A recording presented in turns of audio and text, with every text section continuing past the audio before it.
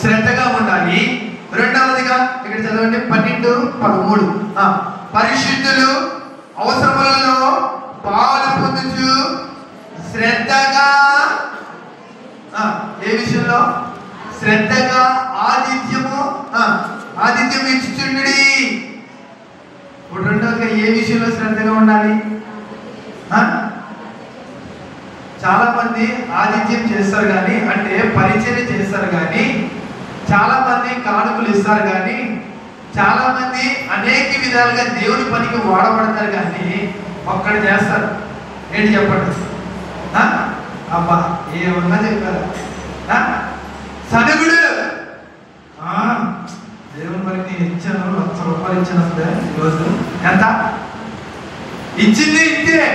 కానీ ఎంత సనుగుడు? పలానా దగ్గరికి వెళ్ళి మళ్ళీ నేను పలానా చర్చికి ఎంత ఇచ్చాను తెలుసా? 2 ఫ్యాన్లు ఇచ్చాను, 4 స్పీకర్లు ఇచ్చాను, 6 యాంప్లిఫైర్లు ఇచ్చాను. దేవుడి పని విషయంలో, ఆతిథ్యం విషయంలో ఏముండాలి? సనుగుడు ఉండాలి. ఏముండాలి? శ్రద్ధ. ఆయన పని విషయంలో శ్రద్ధ ఉండాలి. ఆయన పని విషయంలో భారం ఉండాలి. ఆయన పని విషయంలో ఒక నిరీక్షణ, సమర్పణ ఉండాలి. కానీ ఈ రోజుల్లో సంఘస్థులకి ఏముంది? ఒక ఫ్యాన్ ఇచ్చి ఫ్యాన్ అయితే పేరు పోతుంది, ఫ్యాన్ ఏమని చెప్పింది. ఈ పాస్టర్ ఏమో 70 మొత్తం బట్టి అక్కడ తల్లి పడ్డాడు. ఏముంది? ఆమె దేవుని పైన శ్రద్ధ ఉంది. ఇప్పుడు చెప్పండి, దేవుని పైన శ్రద్ధ ఫ్యాన్ మీద కాదు, ఆ ఫ్యాన్ పైన పేరు పైన. పేరు కనిపించాలని శ్రద్ధ. దేవుని పని విషయంలో, దేవుని ఆతిథ్యం విషయంలో శ్రద్ధ కలిగి. ఉదాహరణకి బైబిల్లో ఒక వ్యక్తిని చూపిస్తాను మీకు. 2వ రాజుల గ్రంథము దేవుడి పని విషయంలో శ్రద్ధ ఉంటే ఏ విధంగా ఆశీర్వబడింది ఆ స్త్రీ అనేది చూపిస్తాను మీకు. 2వ రాజుల గ్రంథము 4వ అధ్యాయం 13వ వచనం. పరిచయం చేసేది కూడా ఎక్కువ స్త్రీలే కాబట్టి ఆమె కూడా స్త్రీ కోసం రాసినట్టు ఎక్కువ దేవుడు. 2వ రాజుల గ్రంథము 4వ అధ్యాయం 13వ వచనం. ఒక వచనం వెనక ముందు నేను చదువుతాను, మీరు గమనించండి. అతడు నీవు ఇంత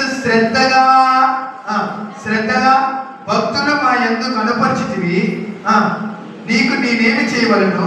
రాజుతో నేను సేనాధిపతితో నేను గురించి నేను మాట్లాడవాలని కోరుచున్నావా అని అడుగుమని గెహజీకి ఆజ్ఞయగా వాడు ఆ ప్రకారం ఆమెను అన్నాడు. అందుకు ఆమె, నేను స్వజముల కాపురం ఉండేదని ఎలీషా ఆమెను నేను చేర్చుకొనొచ్చు దాన్ని వాడిని అడగగా గెహజీ ఆమెకు కుమారుడు లేడు మరియు ఆమె పెనిమిటి ముసలవాడై అతనితో చెప్పాను. అందుకు అతడు ఆమె పిలువనప్పుడు వాడు ఆమెను పిలిచెను. ఆమె వచ్చి ద్వారం వద్ద నుండి ఎలీషా మరుసటి ఏట ఈ ఋతువున నీకు గోవిందర్ కుమారుడు ఉండనని ఆమె ఆమె ఆ మాట విని, దైవజనుడా, నా ఏలినవాడా, అలాగ పలకవద్దు, నీ దాసురాలైన నాతో అబద్ధం ఆడవద్దునని పిమ్మట ఆ స్త్రీ గర్భవతి మరుసటి ఏట ఎలీషాతో తనతో చెప్పిన కాలం అనుక కుమారుని. ఇప్పుడు 10వ వచనం చూడండి ఒకసారి. కావున మనము అతనికి గోడ మీద ఒక చిన్న గది కట్టించి అందులో అతని కొరకు మంచము, బల్ల, పీట, దీపస్తంభము నుంచుదమని అతడు మన యొద్దకు వచ్చినప్పుడల్లా అందులో బస చేయించుదని చెప్పాను. ఈ పరిచర్య ఎన్నో వచనంలో చేసింది? నేను చదివేటప్పుడు ఎన్నో వచనం? 4:10. ఆమెకు గర్భము ధరించి కుమారుడు పుట్టినని ఎన్నో వచనంలో ఉంది? ఎన్నో వచనంలో? 17. పిమ్మట ఆ స్త్రీ గర్భవతి మరుసటి ఏట ఎలీషా తనతో చెప్పిన కాలమున కుమారుని. ముందుగా కుమారుని కన్నా తర్వాత పరిచర్య చేసిందా? పరిచర్య చేసిన తర్వాత కుమారుని కన్నా. ఇప్పుడు అందరూ ఎలా ఉన్నారంటే, దేవుడా నాకు ఇది ఇచ్చే ఫస్ట్, అది ఇచ్చిన తర్వాత నీ సన్నిధిలో దుప్పట్లేంటి, పట్లేంటి, తొడవటమేంటి, ఫ్యాన్లేంటి అన్నీ ఇచ్చేస్తాను. ఇచ్చిన తర్వాత మర్చిపోతారు కానీ ఎవరైనా ఎత్తాడా? తినేసిన తర్వాత తరిగిపోతుంది, మళ్ళీ బయటకు పోతుందా? ఇప్పుడు అందరూ ఎలా ఉన్నారంటే, దేవుడా నీకోసం నేను ఇది చేస్తాను, ముందు నాకు ఇచ్చే, ఆ తర్వాత నేను ఏం చేస్తాను. ఇక్కడ ఆ స్త్రీ యొక్క పేరు రాయబడలేదు, ఆమె ఆమె ఆమె అని మెన్షన్ చేయబడింది. ఆమె యొక్క ఏంటంటే పరిచర్య చేసింది ఎలీషాకి. పరిచర్య చేసిన పిమ్మట ఆమె ఎలీషా గేహజీతో కబురపడి, ఆమె నీకేమైనా కావాలా అని అడిగితే ఆమె ఏమందంటే, మా పెద్దడి ముసలివాడు అయినాడు, నాకు గర్భము ధరించలేదు ఇంతవరకు, నాకు గర్భము. ఎలీషా మరుసటి ఏడు వచ్చి నేను వచ్చేసరికి కల్లా నువ్వు మళ్ళీ ఇదే మృతువు కల్లా కుమారుని. పరిచర్య విషయంలో శ్రద్ధగా ముందు మనం దేవుణ్ణి అడిగి అది ఏం కావాలో తీసుకుని పరిచర్య చేయడం కాదు, అదేమి కావాలో తెలుసుకుని పరిచర్య చేయడం కాదు. ముందుగా దేవుని పని విషయంలో ఎంతమందికి ఉంది శ్రద్ధ చెప్పండి. దేవుని పని అంటే దేవుడు మందిరానికి వచ్చి చేయమని చెప్పట్లేదు. బయట సువార్త ప్రకటించే భారం ఉంది, బయట పరిచర్య చేసే భారం ఉంది, దేవుడి మందిరం శుభ్రపరిచే భారం ఉంది, దేవుని సన్నిధిలో ఏమైనా అవసరాలు అక్కర్లు ఉన్నాయా దాన్ని పూర్తి చేసే భారం ఉంది. అనేక వరములు ఉన్నాయి, అనేక పరిచర్య ఉంది, అనేక విధమైన పనులు ఉన్నాయి. మందిరం చుట్టూ శుభ్రం చేయాలా, మందిరంలో అనేక ఏమైనా సామాను సర్దాలా, లేదా మందిరంలోకి ఏమైనా కొనాలా, అనేక విధముగా మన పరిచర్య చేసా ఏముంది, వీలు ఉంది. కానీ పరిచర్య విషయంలో ఎలా ఉండాలి, ఎలా ఉండాలి? కానీ ఒక విషయం చెప్తాను, మీరు చేస్తే చేయండి, మానేస్తే మానేయండి, కానీ సనుగుకుంటూ మాత్రం అది ఎందుకు? బీద ఎదువరాలు ఎన్ని కాసులు ఇచ్చింది? ఎన్ని? ఏమైంది? బీద ఎదువరాలు ఇచ్చిన 2 కాసులే తెచ్చింది. మనం చేసేది ఇంత పనైనా కానీ చాలా శ్రద్ధగా దేవుని పని విషయంలో శ్రద్ధ ఉందా? ఒకవేళ లేకపోయినా పర్లేదు, కానీ ఇక్కడ నుంచి అయినా ఏ విషయంలో శ్రద్ధ ఉండాలి? దేవుని పని విషయంలో. అక్కడ ఆ స్త్రీ ఎలీషాకి రూపు కట్టించి అన్ని కట్టించి అన్న చిన్నప్పుడల్లా బస చేసిపోతాడని అన్ని నీటిగా దీపస్తాము, పీట, బల్ల, మంచం అన్ని ఏర్పరిచింది. ఆమె ఏర్పరిచిన తర్వాత ఆమె ఎలీషా ఆమె కబురు పెట్టి ఆమె పరిచర్య వలనే ఆమె ఆశీర్వదింప. ఈరోజు మీరు నేను ఆశీర్వదింపబడాలంటే ఏం చేయాలి? ఏం చేయాలి? ఏం చేయాలి? ఇప్పుడు దాన్ని నడిచింది మొత్తం వృధాలేదు కదా. దేవుడి మాట వినటంలో శ్రద్ధ కలిగి ఉండాలి. రెండవదిగా ఆతిథ్యం అనగా దేవుడి పని చేయడంలో శ్రద్ధ కలిగి ఉండాలి. మూడవది మాట చెప్తాను కదా, చూడండి. మూడవ మాట ఎఫెసీయులకు రాసిన పత్రిక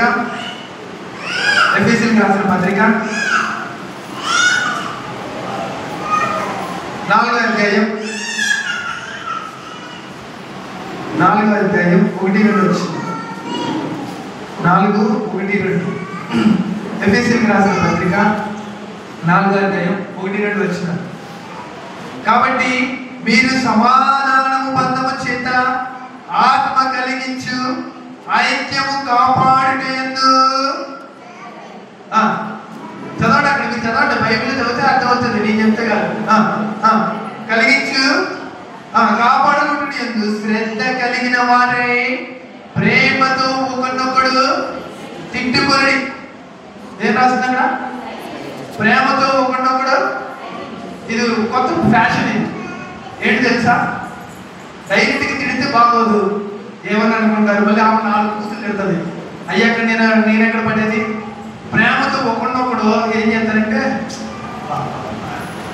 నువ్వు చాలా మంచివాడు అయ్యా, ఈడా నువ్వు ఎంత మంచివాడంటే నీకోసం చాలా మంది చెప్పారు లేదా. ఇది ఒక ఫ్యాషన్ అయిపోయింది ఇప్పుడు. ఏంటి? ప్రేమతో ఒకరినొకరు తిట్టుకోవడం. డైరెక్ట్గా తిడితే తట్టుకోలేరు, మనం తిడితే మనం తీసుకోలేం కదా. అందుకే ఏం చేస్తారు ఇప్పుడు? ప్రేమతో ఇక్కడ నీ ముందేమో మంచిగా మాట్లాడేస్తున్నారు, వెనక్కి వెళ్ళేమో ఏమనుంది? ఐక్యత కలిగించినందు ఒకరికొకరు ప్రేమతో శ్రద్ధ కలిగిన వారే. ఏదైనా శ్రద్ధ కలిగిన వారే ఒకరినొకరు. ఎవరైనా ఒక మాట అన్నారా? సహించండి. ఎవరైనా ఒక తిట్టారా? సహించండి. ఏదైనా అన్నారా? సహించండి. ప్రతి వాడికి తీర్పు కలదనే ఒక వచనం ఉంది. ఒక మాట అన్నంత మాత్రం నేను పడినంత మాత్రం నేను చిన్నోడిని అయిపోను, లేదా నేను పెద్దోడిని అయిపోను. కానీ ఆ మాట అనుభవించి మనం దాంట్లో ఒక నీతిని గమనించి మనం దాన్ని ఎందుకు పాజిటివ్గా తీసుకుని ఒక్కసారి పైకి వస్తే నిజంగా చాలా అంటే చాలా పీస్ఫుల్గా ఉంటుంది. ఎవరైనా తిట్టినప్పుడు అవి మైండ్లో పెట్టుకొని మనం ఇంకా ఆలోచిస్తా ఉన్నాం అనుకో, అలా ఎప్పుడు దొరుకుతుందో తెలియదు. కానీ ఎన్నంటాం? ఎన్ని మళ్ళీ తిరిగి ఉన్నానే వరకు నేను అన్నం తిన్నాం, మంచినీళ్ళు తాగను కదా. వద్దు.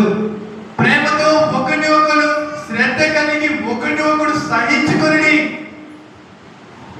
సంఘంలో కలహాలున్నా, సంఘంలో భేదాలున్నా, సహోదరులకైనా సహోదరులకైనా ఎవరికైనా సరే ఒకరిని ఒకడు ప్రేమతో సహించుకొని శ్రద్ధ కలిగి ఐక్యత కలిగి. ఈ వచనం చాలా సార్లు నారాయణ తాతి గారు గుర్తు చేసేవారు. నేను ఫస్ట్ ఈ వచనం నా చెవులకు విన్నా. నారాయణ తాతి గారు అక్కడి నుంచి నడుచుకుంటూ వచ్చి ఇక్కడికి ఎక్కి ఏ గొడవ జరిగినా ఫస్ట్ వాక్యం తీసి ప్రేమతో ఐక్యత కలిగి ఒకరినొకరు సహించండి అని చెప్పేసి చదివేవారు. కాబట్టి శ్రద్ధ కలిగి ఒకరినొకరు, ఏదైనా శ్రద్ధ కలిగి ఐక్యత కలిగి ఉండాలి. మొదటిగా శ్రద్ధ కలిగి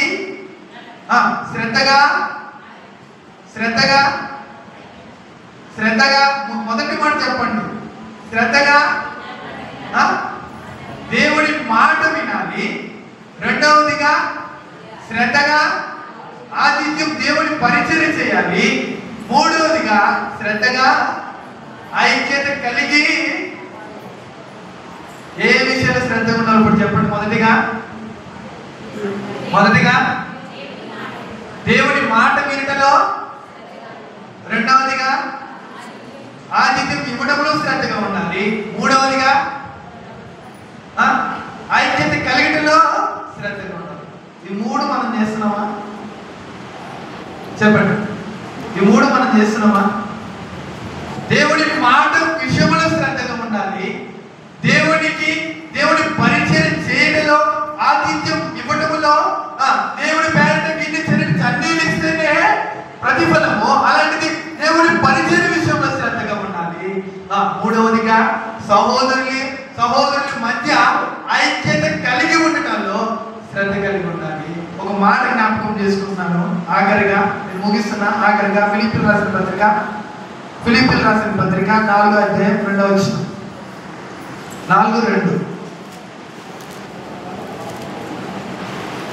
ప్రభువునందు ఏక మనసు గలవారై ఉండడని యోవదీను సుంటికేను బతిమాలుకొనుచున్నాను. పౌలు ఫిలిప్పీ సంఘానికి రాస్తూ అక్కడ ఇద్దరు సహోదరుల మధ్య ఒక చిన్న గొడవ రేగింది. వారిని సమాధాన పడి ఐక్యత ఉండమని ఏం చేస్తున్నాడంటే పౌలు, అపోస్తుడైన పౌలు భక్తుడు, ఆ సేవకుడు ఏం చేస్తున్నాడంటే ఆ ఇద్దరు సహోదరుని ఏం చేస్తున్నాడు? యోవదీను సుంటికేను బ్రతిమాలుకొనుచున్నాను. ఈరోజు నేను జడ్మేడపడి ఉన్న ఈ యొక్క సంఘాన్ని బ్రతిమాలుకొనుచున్నాను. దేవుడి మాట విషయంలో శ్రద్ధ కలిగి ఉండండి, దేవుడి పని విషయంలో శ్రద్ధ కలిగి ఉండండి, సహోదరుల మధ్య ఐక్యత కలిగి ఉండటంలో శ్రద్ధ కలిగి ఉండండి. ఈ మూడు విషయాల్లో నేను మిమ్మల్ని బ్రతిమాలుకొనుచున్నాను. ఈ సంఘం అనేక విధములుగా వాడబడిన సంఘం, ఎన్నో సంఘాలను కట్టబడడానికి ఉపయోగపడిన సంఘం, అనేక మంది సేవకులని, పరిచారకులని, అనేక మంది విశ్వాసులను లేపుటకు ఉపయోగపడిన సంఘం. దాని యొక్క పరిచర్య అనేక విధములుగా అనేక రాష్ట్రాల్లో, అనేక సంఘములో, అనేక విధాలుగా వాడబడిన సంఘమును సంఘములో ఏ బ్రతమాడుకొని వచ్చినాను నేను, ఏ బ్రతమాడుకొని వచ్చినాను?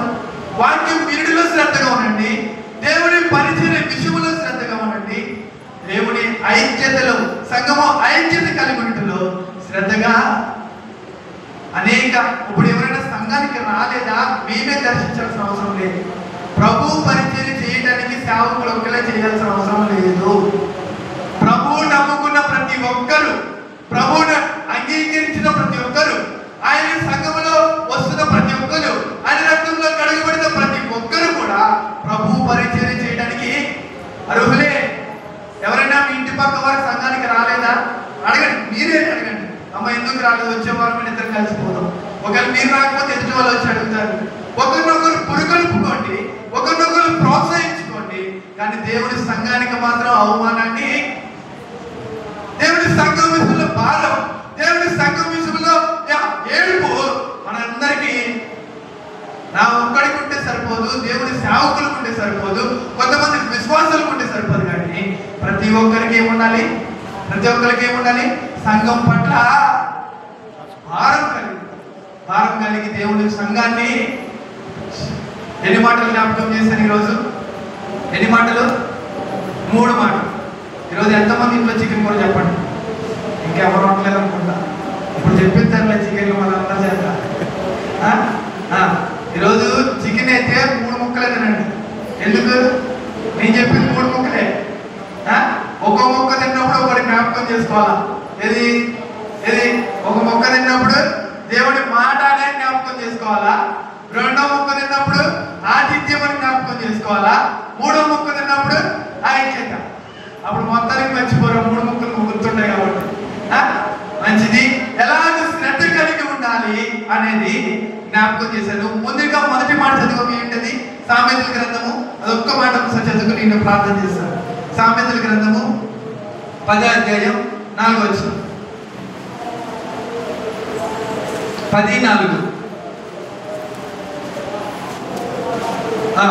బద్ధకముగా పని చేయవాడు దరిద్రుడను, శ్రద్ధ గలవాడు 13:4లో శ్రద్ధ గల వారి ప్రాణము ఎలా ఉంటది? పుష్టిగా గట్టిగా ఉంటది.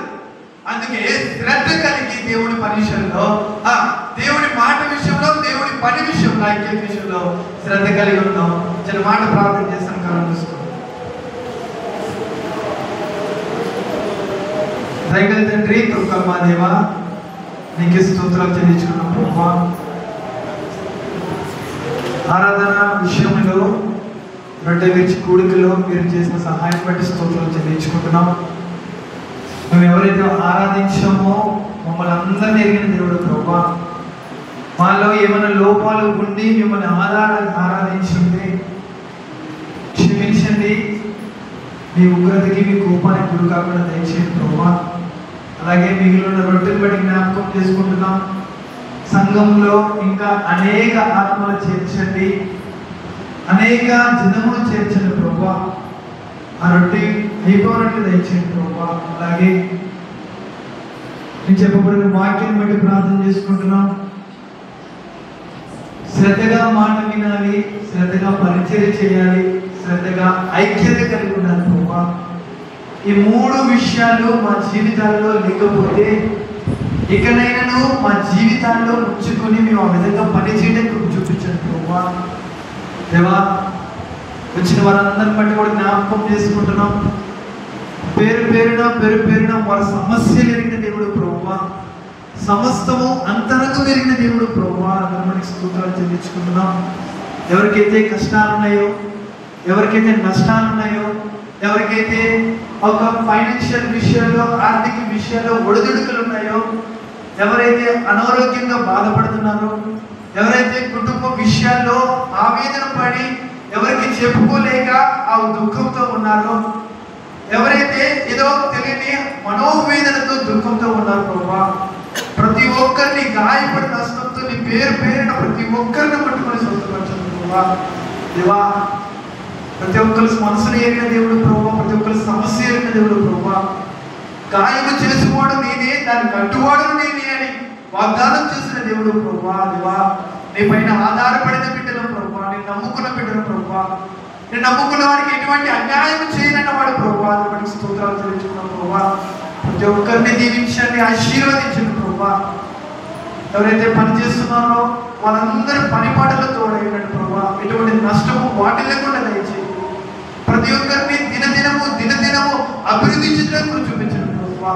ప్రతి ఒక్కరిని మెండైన ఆశీర్వాదాలు మెండుగా వారిపైన కుమ్మరించిన ప్రభువా, దేవానికి అందుబట్టి స్తోత్రాలు చెల్లించుకున్న ప్రభువా. వచ్చిన వారందరినీ దీవించుకోండి. ఎవరైతే దేవుని సన్నిధికి రాలేకపోయినారో వారికి ఆటంకులు ఎరిగిన దేవుడు ప్రభువా, మరుసటి వారమైనా నీ సన్నిధిలో రావడానికి, నీ సన్నిధిలో ఆనందించడానికి, నీ సన్నిధిలో ఆరాధించడానికి వాళ్ళకి ఒక భాగ్యాన్ని దయచేయి ప్రభువా. అలాగే వారిని కూడా దీవించి ఆశీర్వదించమని, మేము వాక్యాన్ని విని మేము ఇంట్లో గెలుచుండగా క్షేమంగా గమ్యం చేర్చుమని మా రక్షకుడును ప్రభువైన యేసుక్రీస్తు నామములో అడిగి వేడుకుంటున్నాం తండ్రి. ఆమేన్. మంచిదండి.